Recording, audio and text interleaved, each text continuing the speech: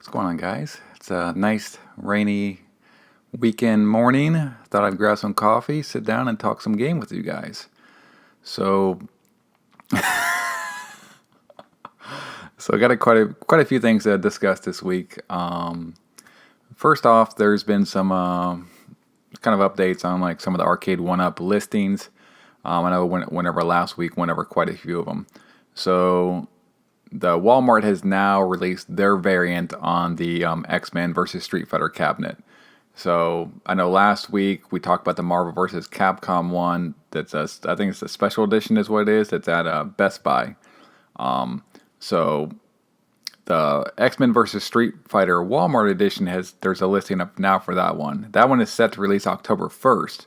But I'm curious if that gets bumped back a little bit because the one from Best Buy was listed at October 1st, and now that one has now been bumped back to November 1st. But the one at Walmart, this is going to be $3.99, and this is the X-Men versus Street Fighter variant. It comes with a matching riser. This one has no stool. This one appears to not have the light-up marquee, but this could be a bad listing. I know on the Arcade1Up site it says that they come with the matching riser and the light-up marquee, but it also says that details could, are by retailer, the details can vary. So if you're expecting this to have the light-up marquee, I would wait until it specifies it, or just until you see it in the store. I would not pre-order this under the assumption that it has the light-up marquee, unless you find out positively that it's going to have it. That would be my concern. So I'm not saying it doesn't have it, but it doesn't specify that it does.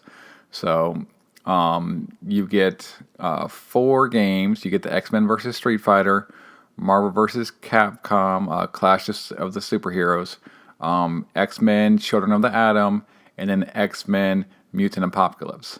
So you get the 4 games, riser, no stool, may have a light-up marquee or not. So it is $100 cheaper. And then the Marvel vs. Capcom one, just for comparison, like I said, that was going to release October 1st. Now it's been bumped back to November 1st. That one's $4.99. That's the Marvel vs. Capcom variant. Comes with the matching riser, includes the stool, and you get the 5 games. You get Marvel vs. Capcom, Clash of Superheroes, X-Men vs. Street Fighter, Marvel Superheroes, Marvel Superheroes vs. Street Fighter, and then Marvel Superheroes War of the Gems, which is an Super Nintendo kind of like a beat-em-up / platformer style game.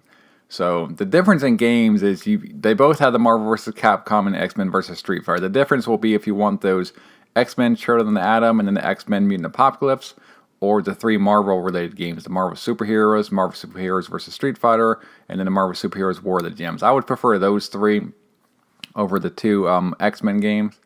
I really wish that they had a $400 version of the Marvel one. Because, I do like the stool, but I got enough stools now, I don't really need it. It is, like I said, I would rather pay $4 or $4.50 and not get the stool at this point in time. But I do think for that, it is a really good price for the bundle. And I know I mentioned last week that had a light-up deck protector, but I'm not seeing that in the listing now. So I don't know if I misspoke or what. So I know that I did see that it had a light-up deck protector, but I'm not seeing it now. So be wary of that, because these listings seem like they're kind of moving. They're changing as time progresses. But so then there's also the Ms Pac-Man listing out from Walmart.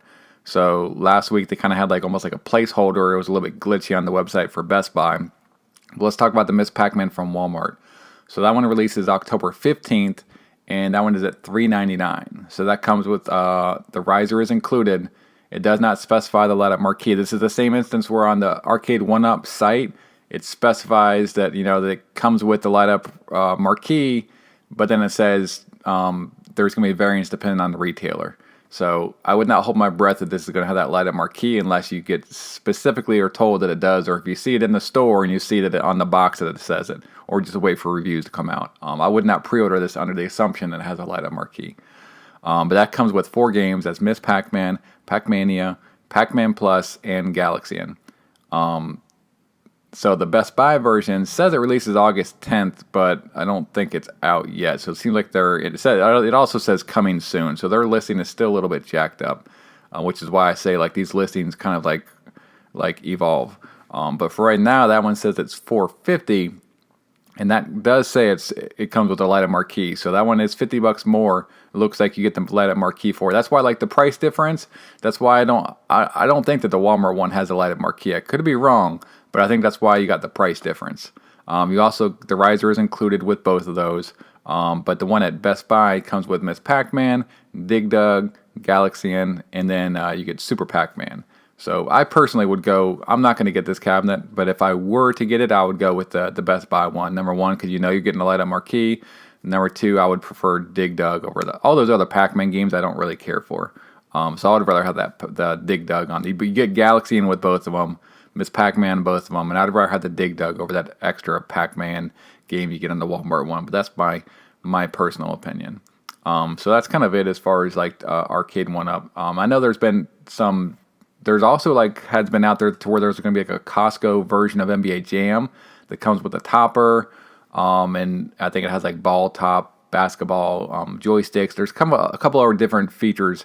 I haven't seen one, and I don't see a listing for it. I haven't seen one, a video that someone has done of it. I just have heard rumors of that, but I know it's also caused just some people are a little bit upset. And kind of this is like what Arcade1Up is doing that's a little bit jacked up to where it's like they're not really clear on their variants. I don't feel like their site says that they have it's not really direct as far as what you're getting from each retailer. And like then you had like the Ms Pac-Man head-to-head that we talked about last week at Walmart that just dropped out of nowhere. So like let's say you got the NBA Jam, that's kind of like the discussion that people were having is like let's say you got the NBA Jam, and then a couple months later, then you got this one pop up at Costco, and you like this variant better. I'm not saying that I do, but it's like they're not disclosing all this stuff really up front, which is it's kind of crappy just for the consumer, I believe. They're not letting you know what all is available up front from different retailers, and that's a little bit, they have different time releases and stuff like that, which is it's pretty consumer unfriendly, which I think they need to fix that. But that's it as far as Arcade1Up. I'm curious what your opinions are, or which ones you plan on getting as well.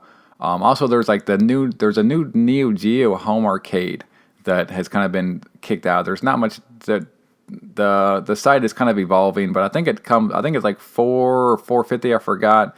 I'll get you more details I think next week on that. It's supposed to have I think 40 or 50 games, and you can get like either like a countercade version or like the stand-up version. And I think that's supposed to come out this fall as well. We'll talk a little bit about that going forward as more information comes out.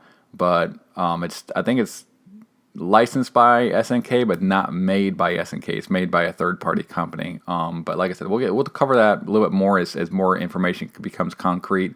But just keep an eye out for that. Looks like there's going to be a NeoGeo home arcade coming out. All right, next up, guys, let's talk a little bit about the delay of Halo Infinite. So Halo Infinite was supposed to be released alongside, or at least this fall, this holiday season with the new Xbox. They kind of revealed it at their Xbox Summer Showcase a couple weeks ago that we talked about, and people were pretty torn about it. A lot of people thought it looked like a current gen game, not a next gen game.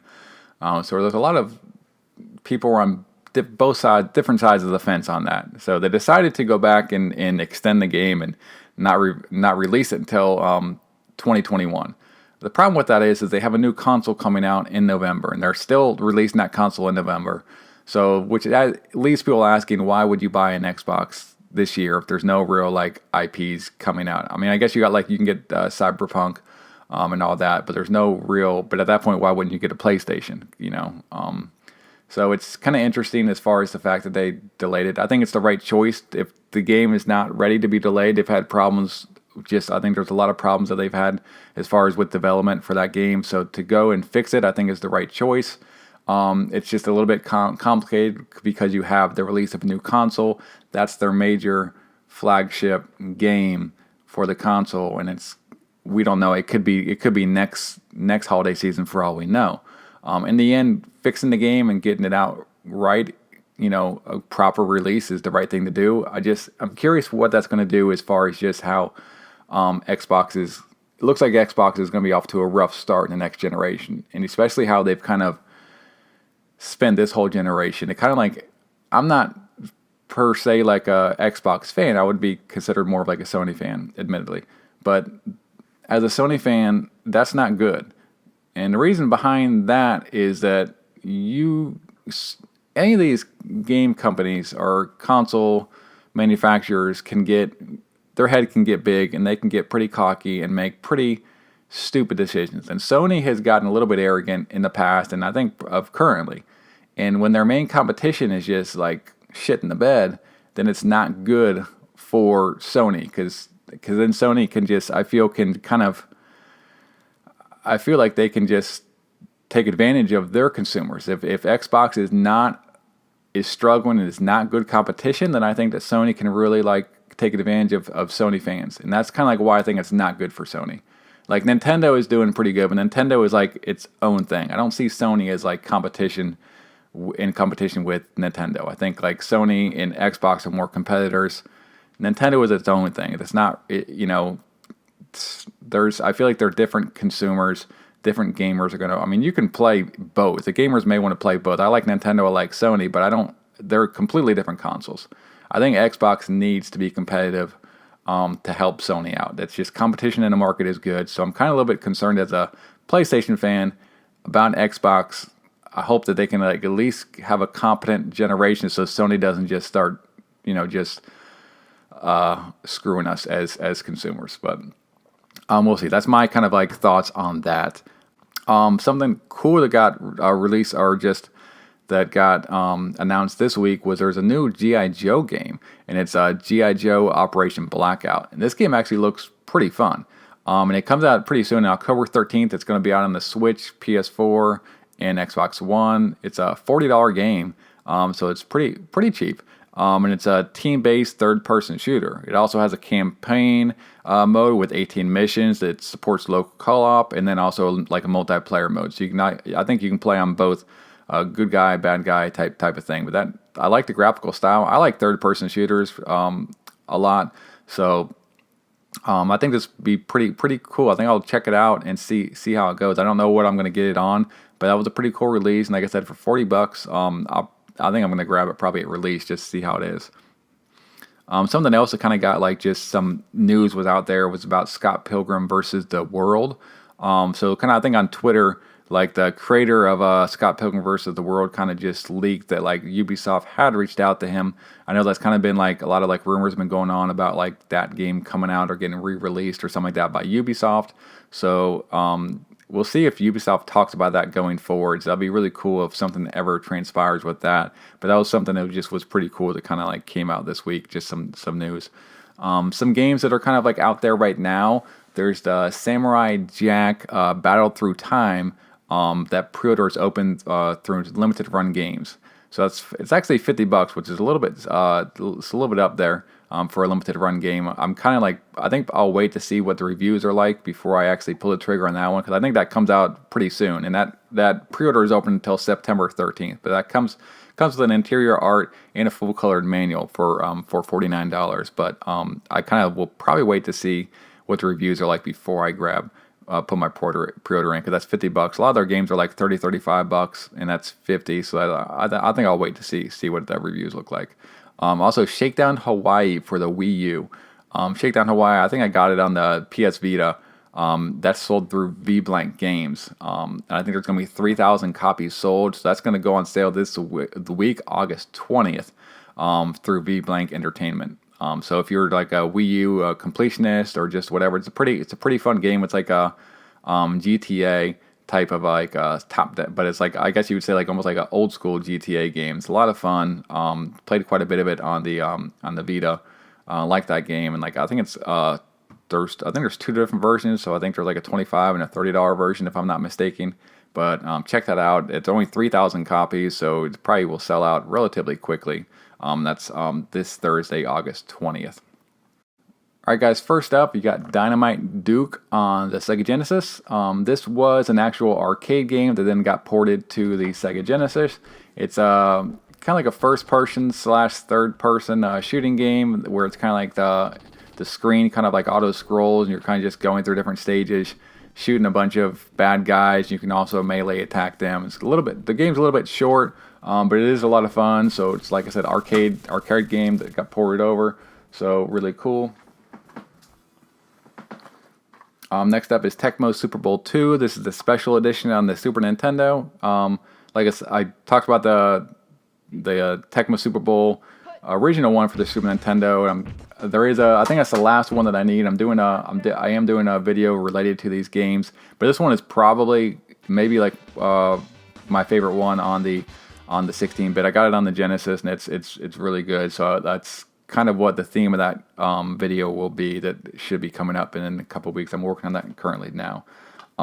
Next up is Rocket Arena Mythic Edition. So this, I know in EA's event, summer event that they had, I actually thought this actually looked pretty fun. Now the problem with it was when it came out, I was like, they didn't announce what it was. It was coming out pretty soon, but it looked like it was gonna be free to play. It did not end up being free to play. It ended up being like a $30 game, which I thought was pretty stupid because the game's only been out for a couple weeks or a month, and now basically this dropped down. It was $30. I grabbed this for 10. It's actually on sale for $5 on the PlayStation store. I made the kids download it before they went out of town, but they'll be back this week. And I haven't had they played a little bit of it. They liked it. I don't know how much they like it, so I'll probably try to give you an update on that going forward on how the kids like that. But it's like a Fortnite type of game, but you only use like rockets. I did like the graphical style, and the gameplay looked fun, which is like strange to why it wasn't free to play, and that's probably why they dropped it so drastically. They probably were trying to get a little bit greedy, get that money off the top, and then it probably backfired on the EA. The reason why I grabbed the physical of this without knowing if I like it or not was because the Fortnite physical edition I was going to grab several times, and then it sold out, and then it got expensive. So the Fortnite physical edition on the PS4, the original one, goes for like anywhere from like 70, 80 to like $100+. So I grabbed this just thinking that it's possible that this could end up being like a collectible. Don't take my word for it, but for $10, I don't mind taking the chance on it. That's kind of why I grabbed that. Next up is this is the Sega Saturn Retrobit controller. I grabbed one of these. This is the white variant. Now the cool thing about these, it comes with it's included with it comes in like a really nice case, and it comes with this really nice case, and it has the original kind of connection, and it also has a USB one, so you can plug and play. It's a wireless controller. You can play it with your Saturn. You can also use the USB. You can play it with the Sega Genesis Mini, PC, your Raspberry Pi. You can use it with Nintendo Switch and PS3. So it's I don't know if it's compatible with every game, but it does work with all those systems to some degree. And I got one like a while back. I got the blue one, and this is like my go-to controller for the Saturn. I really like it, so I like the white variant. I was gonna pick up another one back then, but then they came out with the white one, and I thought, I'll grab that actually. So it's really cool. Next up is I got another Transformer. This is the Hoist Earthrise Deluxe series. I think the only one that I need in the Wave 1 for that Deluxe is the I think it's Cliff Jumper. I think is who I need. But like I said, trying to get all those Earth Rises as they're coming out. It's hard. I don't get out much now, obviously, like most people don't. So when I do get out, I do try to grab some Transformers if I can find them. And then lastly, this is amazing. So this this is the Chun-Li Kotobukiya Bashoujo pink variant. Absolutely love this statue. It's a little bit on the pricey side. Been wanting it for a while, but God, this thing is amazing. So I don't know what else to say. So it's an amazing statue. If you are a Chun-Li fan and you got the money, I would highly suggest grabbing it. It's spectacular. So I've kind of got I'm trying to collect some Kotobukiya Bashoujo's Street Fighter statues, and that kind of is going to be. I definitely I got the Cammy one, and I got one other one. I think I want to get the Sakura one next, but those are awesome. Love them. And that's it as far as pickups. Now, what have I been playing? Haven't been playing much because I've been still working on like my Galaga arcade mod. Still got parts rolling in for that. That's up and running, but I'm good. Like I said, I'm going to be talking about my Galaga one and my Ninja Turtle one when they're complete, but I'm still got some cosmetic type stuff rolling in, but they're both going really good. And then I've been playing, the only thing I've been playing is Bloodstained Curse of the Moon 2. I'm playing through the final episode of that. It's pretty freaking hard. I'm almost through it. But that game is like, I'm enjoying that game, but it's taking me a while. Like all the different episodes, because I'm playing through on Veteran, which is the one where you get like the knockbacks and stuff. It's a little bit more difficult. Love the game, but it's almost starting to, I want to say I've probably got 30, 40 hours into it now, and so it's almost, I feel like, starting to overstay its welcome just a little bit. So hopefully I wrap it up pretty soon. But that's it, guys. Hope you guys enjoyed the video, and I'll see y'all in the next one. Later.